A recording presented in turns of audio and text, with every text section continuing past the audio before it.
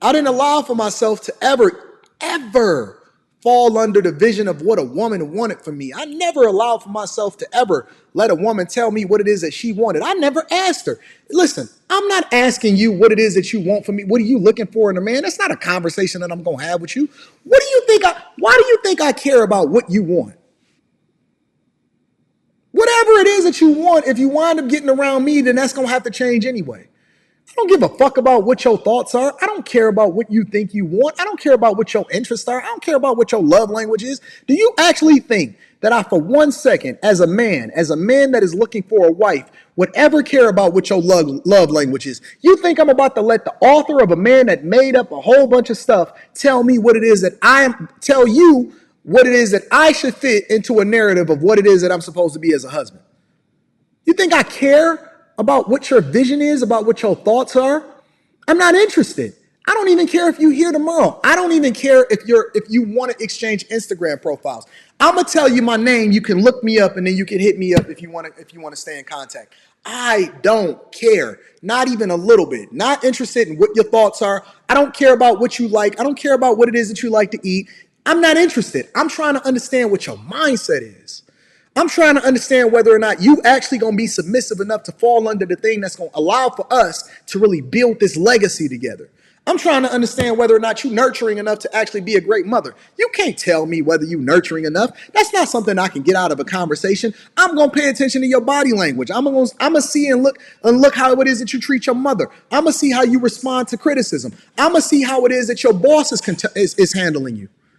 I'm going to deal with you a certain type of way that's going to allow for me to be able to pay attention to it. You can't tell me whether or not you're nurturing. That's not a conversation that you can get in the dating process at all. Not even a little bit. It's not something that I'm interested in talking to you about. If you brought it up, it wouldn't even matter to me, right? Because I'm going to figure out whether you for the streets. I'm going to figure out whether or not you're supposed to be with a regular dude or whether or not you're built to be hanging out with me. If you're not built to be hanging out with me, I'm not even going to trip about it. I'm not going to even think twice about you. I'm willing to let you go. I'm willing to let you go.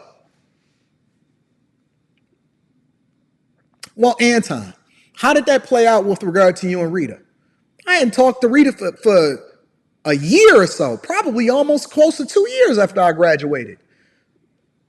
I hadn't talked to Rita in years after we got out of school, and that was my best friend. But from my perspective, I had things to do.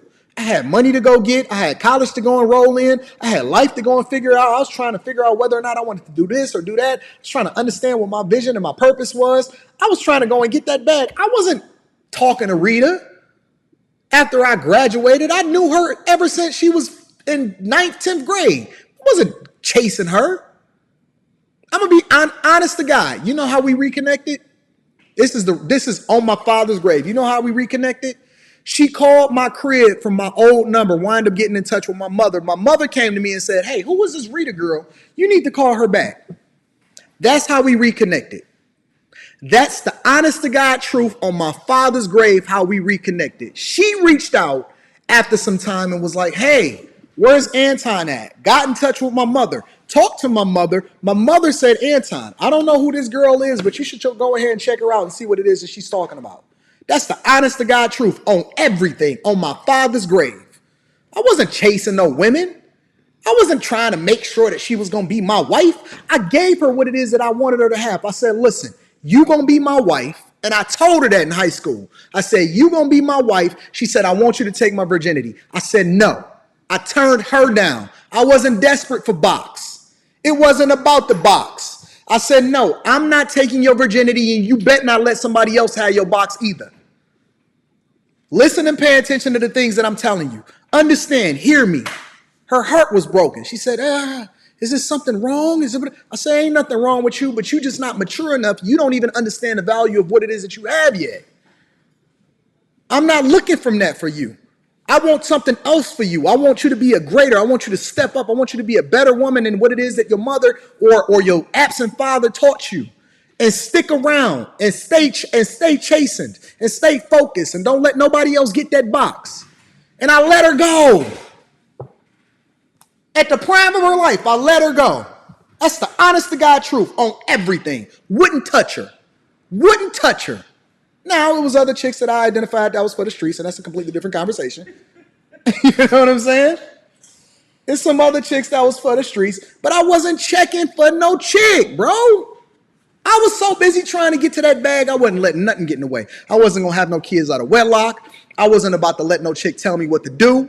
I wasn't going to be shacked up with a chick. I wasn't going to be living with a chick. I was too busy trying to figure out what my purpose is and trying to bust that bag down. When she came back around, I was working 16 hours a day, 7 days a week. I was in the plant trying to figure it out. And I was busting down that bag. I was making 100 bands, over $100,000 a year in the early 2000s. I drove the Bentleys. I had one.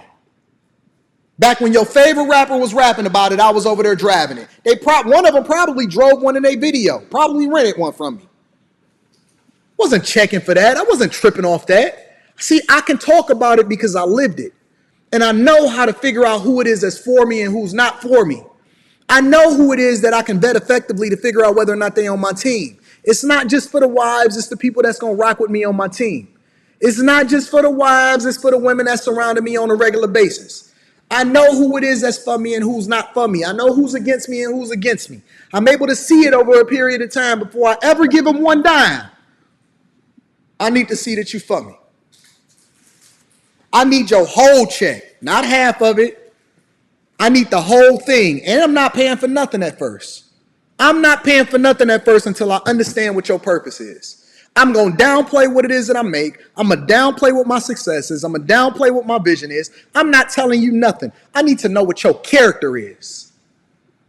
And if she not willing to give you the whole thing, let her go. See, y'all not going to get that part because you so busy trying to impress her. You so busy trying to buy her stuff. You so busy trying to have this $50,000, $60,000, $70,000. I read something yesterday where they say the average wedding price is $65,000 to $75,000.